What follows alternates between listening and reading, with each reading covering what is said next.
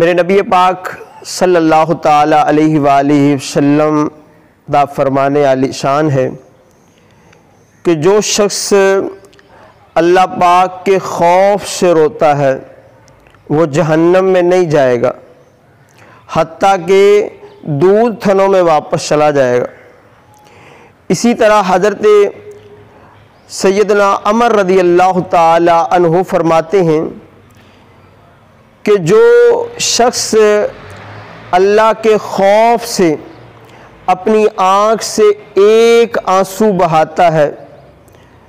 تو اس کا ایک آنسو بہنا میرے نزدیک 1000 دینار صدقہ کرنے سے افضل ہے۔ تو اللہ کے ڈر سے رویا کریں،